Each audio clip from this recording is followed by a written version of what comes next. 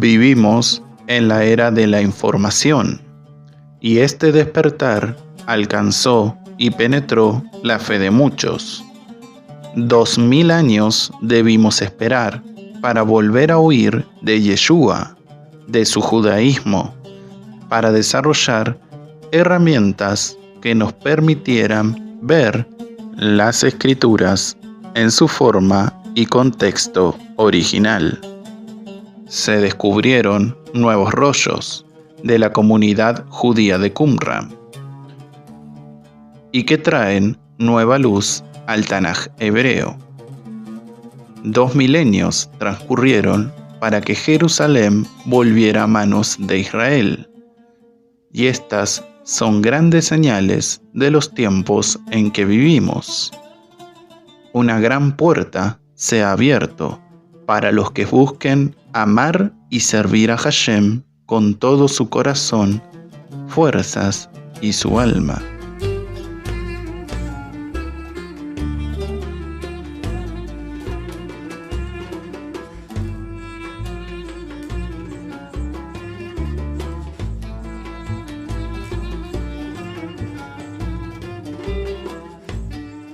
Nos propusimos, como siervos inútiles, proporcionar herramientas para los buscadores. Hace algunos capítulos pusimos odres nuevos, para que el vino nuevo de las enseñanzas de Yeshua puedan ponerse en odres capaces de resistir, y que el vino no se eche a perder. Tampoco queremos que nadie que quiera adquirir de este vino termine roto por no haber cambiado su odre. El que tenga oídos para oír, que oiga. Durante siglos y siglos nos obligaron a creer con persecuciones, concilios y escuelas teológicas que el Nuevo Testamento y el judaísmo son incompatibles. Se nos acusa de hebraizar el cristianismo, de llamar judíos a personas que no pueden demostrarlo con papeles, documentos, negando que la identidad de un israelita es por fe, por medio de una promesa, y no de una legalidad. Ojo, entiéndanos bien, no queremos decir que todo converso sea judío. Hay salvación fuera de Israel, salvación para los gentiles sin necesidad que se conviertan en judíos. Pero la historia atestigua que los Benei Anusim, judíos violados, que perdieron la oportunidad y los medios para demostrar su ascendencia judía, son tan descendientes como otros que pueden demostrarlo con papeles.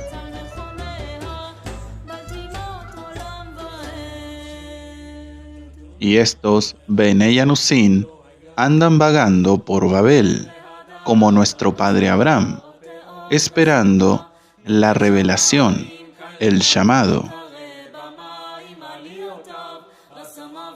Lo que me hacen a mí, se lo harán a ustedes, dijo Yeshua.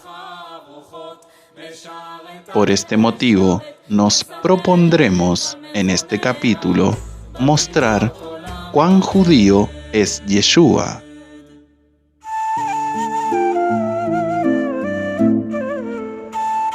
Que sus enseñanzas estuvieron siempre dentro del marco del judaísmo y que aceptar a Yeshua como tu Mesías en el siglo I no te sacaba de tu judaísmo. Simplemente eras un judío más que creía que el Mesías ya había sido revelado en la figura y persona de Yeshua. Así de simple y profundo.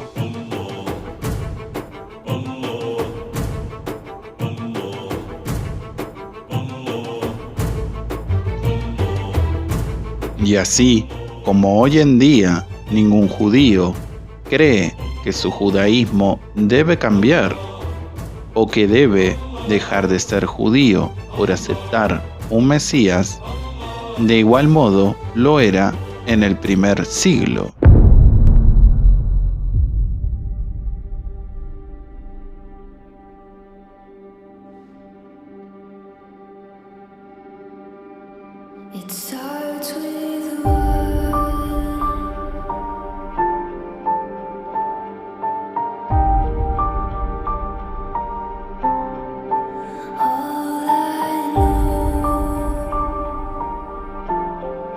Y lo intentaremos demostrar en este 10º capítulo de esta serie que hemos dado en llamar El rescate del Mesías,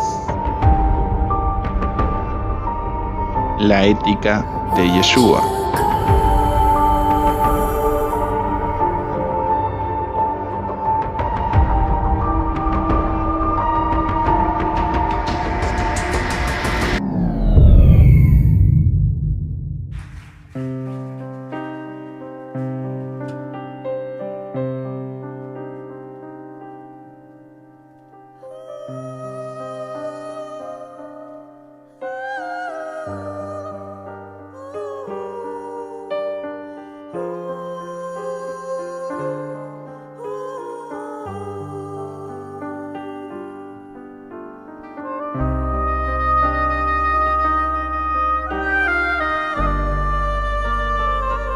La naturaleza, resurrección, nacimiento y la relación que tenía Yeshua con la Torá son los puntos más debatidos de su figura.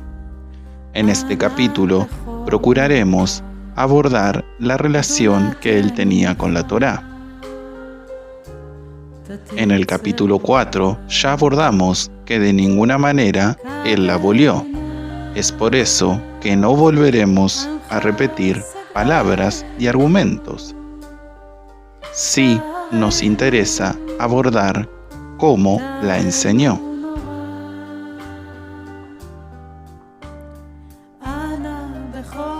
Yeshua fue primeramente un maestro o rabí que enseñó Torá. Aunque pareciera simple, veremos lo complejo que puede ser enseñar Torá, y procuraremos responder el interrogante de si Yeshua le agregó o quitó a la Torá. En definitiva, ¿Yeshua modificó la Torá? Los cristianos dicen que sí. Raíces Hebreas dice que no. Veamos qué nos dicen los hechos que hallamos dentro del judaísmo del siglo I.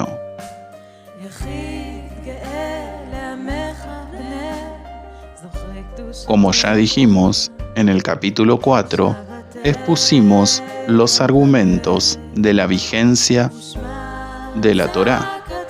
Solamente agregaremos Mateo 5, 18, 19.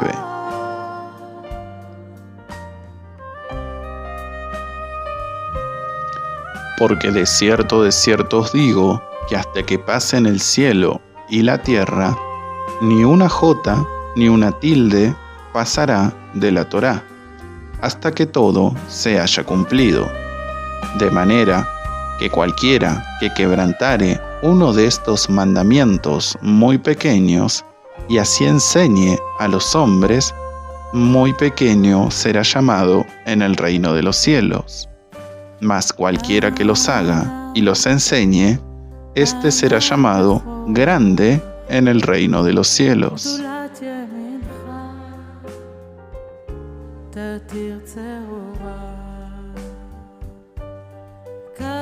Yeshua no solo afirma la vigencia de la Torá, sino que nos insta a guardarla, argumentando que quien guarde Torá y enseña a otros a guardarla, será llamado grande en el reino de Elohim.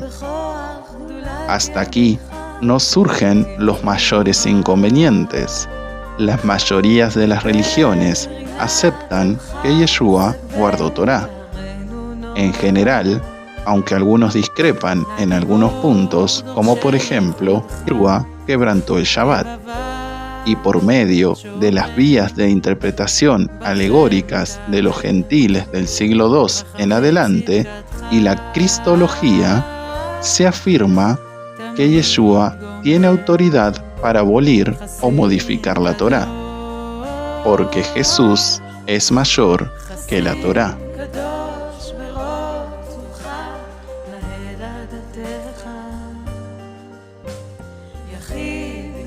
Por medio de la divinización del Mesías, se interpreta que al ser Dios, tiene la autoridad para abrogar o modificar la Torá, ya que para el cristianismo el centro es el Mesías, Jesús, y todo lo demás es secundario. En cambio, para el judaísmo el centro es la Torá. Y podríamos demostrar que Yeshua modificó o anuló algún punto de la Torá, ¿esto lo haría divino y superior a la Torá? ¿Es Yeshua superior a la Torá? ¿Es su sacerdocio superior al sacerdocio arónico descrito en la Torá? Intentaremos aflojar este nudo teológico y responder a estas y otras incógnitas.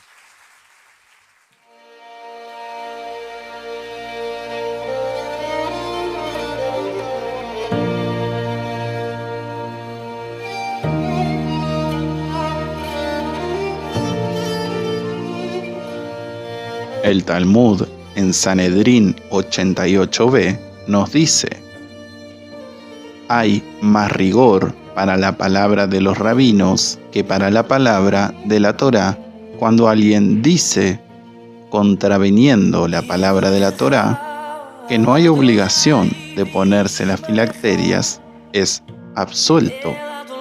Pero si dice que las filacterias deben tener 5 cajas, modificando la palabra de los rabinos, es culpable. Como podemos ver, el judaísmo permite que un rabino exija más de lo que la Torá exige. Y esto no es así por alguna pretensión divina o mesiánica de los rabinos. Es una facultad que le fue otorgada y que se aplica por medio de las reglas de interpretación y exégesis judías antes de Yeshua. Reglas muy usadas por las escuelas de Hillel y Shammai, de las cuales podemos ver reflejadas en algunas enseñanzas de Yeshua. En algunas ocasiones, por medio de las interpretaciones, se exigía más de lo que literalmente exigía el mandato de la Torá, y esto a veces ocasionaba la anulación de otro mandato de la Torá. Daremos un ejemplo.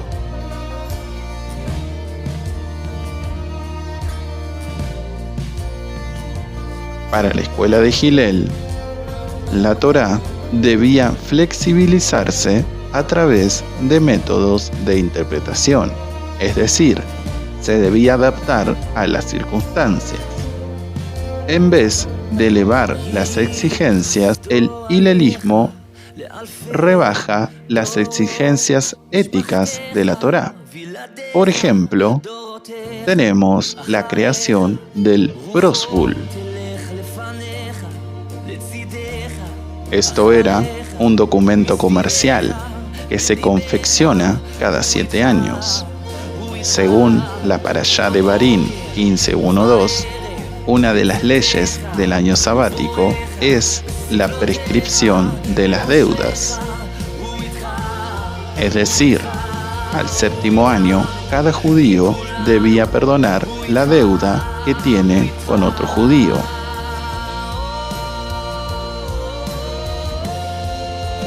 Ya vencido antes del fin del año, salvo que sean deudas por las cuales se entregó un objeto de prenda, o deudas por pagos de honorarios o sueldos.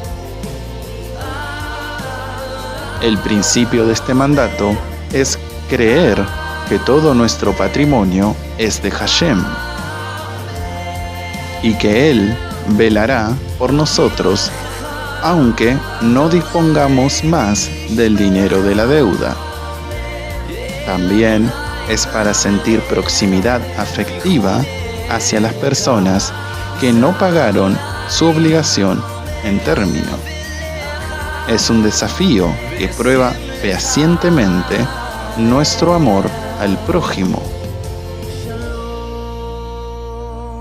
El riesgo de este mandato es que antes de finalizar el 7º año no se quiere prestar al pobre por temor de que el pobre se abuse por medio de este mandato.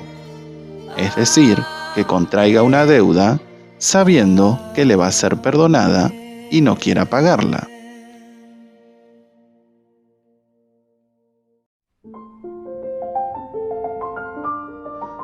Por eso, en Devarim 15.9, Hashem nos advierte de prestar de igual manera al pobre cerca del 7º año.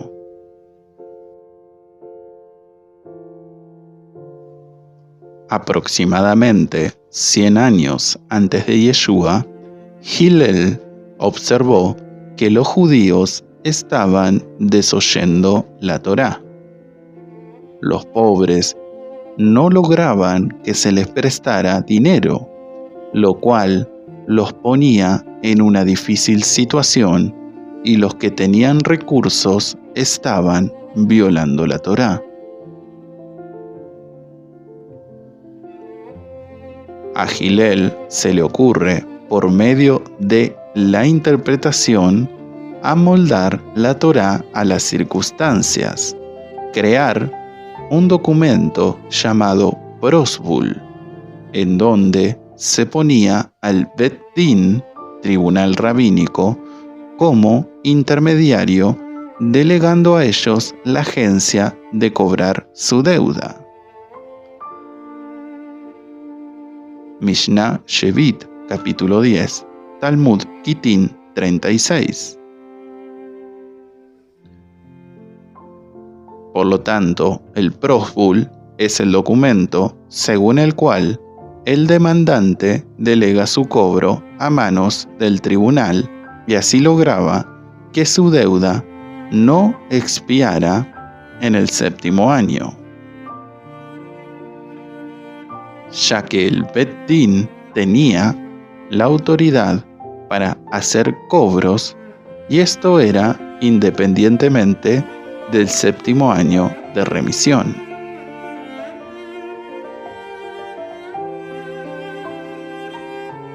Los rabinos hacían este interrogante: si las deudas se cancelan al 7º año, ¿a quiénes perjudica?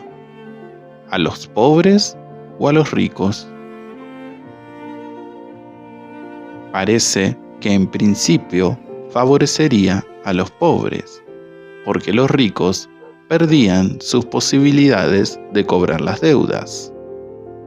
Pero durante el periodo anterior a la llegada de la cancelación de las deudas, nadie quería prestar dinero a los pobres, y entonces los pobres no tenían acceso al préstamo. En pos de querer resguardar el principio de cuidar al pobre, por medio de la interpretación, Hillel anuló el mandato de Devarim 15:1-2, ya que, por medio del documento Prosbul, la deuda no expiaba en el séptimo año, como dice este pasaje de Devarim. Ahora, Hillel no anuló un mandato de la Torá por tener una pretensión mesiánica o considerarse superior a la Torá. Un rabino, por medio de la interpretación, a veces anulaba un mandato de la Torá.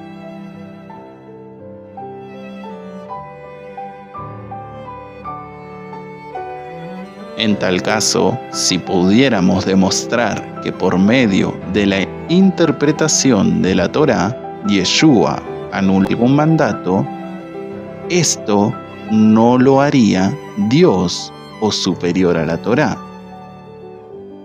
sino que formaría o sería una interpretación más de un rabino de Israel, más allá de si consideráramos acertada o no su interpretación.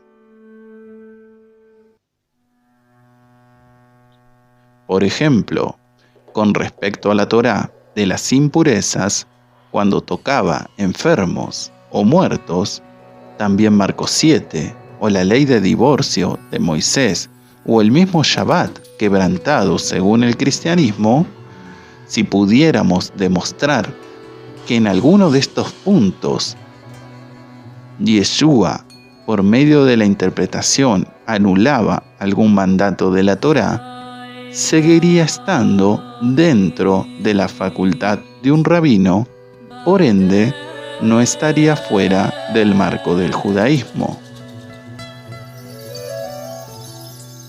Incluso cuando uno estudia literatura judía, descubre que el contexto de los debates del Nuevo Testamento son en realidad Yeshua inclinándose por posturas o interpretaciones de debates que ya existían entre la escuela de Shammai y Hillel. Sin embargo, creemos que Yeshua, al colocar la Torá sobre las tradiciones, generaba una interpretación más acorde con el texto de la Torá, y así podía hallar las fallas en todos los sistemas alternativos de los grupos fariseos competidores. No es meramente la interpretación de la Torá de Yeshua superior al resto, sino su búsqueda de los elementos fundamentales de la Torá en relación con las tradiciones humanas, lo que exalta la interpretación de Yeshua sobre otras. Yeshua era un rabino que simplificaba y no se enredaba en las tradiciones. Él identificaba el principio ético de una porción de la Torá y lo ponía por encima de las tradiciones humanas. Y esto es una constante del Brit Hadashah, Nuevo Testamento. Ante cada debate o interrogante, Yeshua sabía qué principio ético y fundamentado en qué porción de la Torá debía aplicarse. Y allí, donde muchos rabinos se enredaban en tradiciones y explicaciones, el rabino Yeshua lo simplificaba. Daremos un claro ejemplo de esto en Lucas capítulo 6. Aconteció en un día de reposo que pasando Yeshua por los sembrados, sus discípulos arrancaban espigas y comían, restregándolas con las manos. Y algunos de los fariseos le dijeron: ¿por qué haces lo que no es lícito hacer en el día de reposo? Respondiendo Yeshua les dijo: ¿ni aun esto habéis leído lo que hizo David cuando tuvo hambre él y los que con él estaban? ¿Cómo entró en la casa de Elohim y tomó los panes de la proposición, de los cuales no es lícito comer,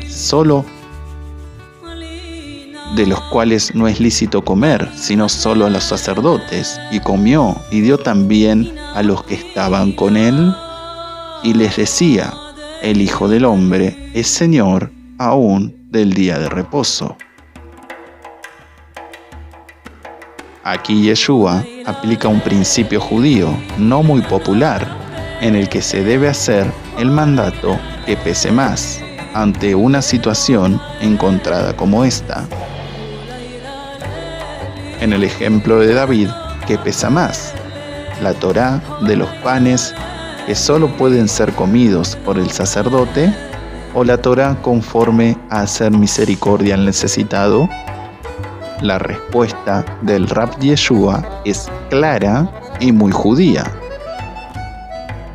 Esta ética e interpretación del judaísmo de Yeshua tienen puntos de conexión y relación con el judaísmo anterior a Yeshua.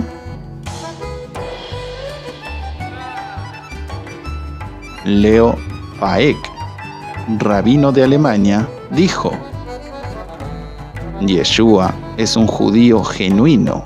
Todos sus esfuerzos y obras, su paciencia y sentimiento, su hablar y su silencio llevan la marca de un estilo judío, la marca del idealismo judío, de lo mejor que hubo y hay en el judaísmo. Él era un judío entre los judíos.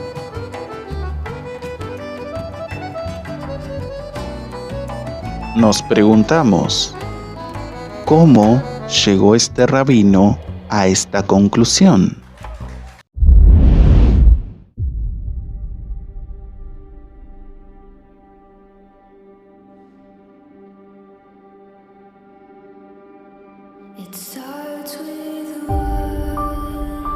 Acompáñenos en el próximo capítulo a contrastar la ética de Yeshua con el judaísmo, y que los hechos, textos y evidencia hablen por sí solos.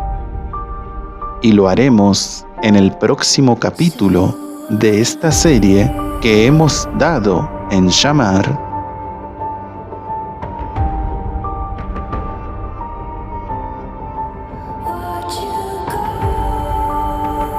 El rescate del Mesías.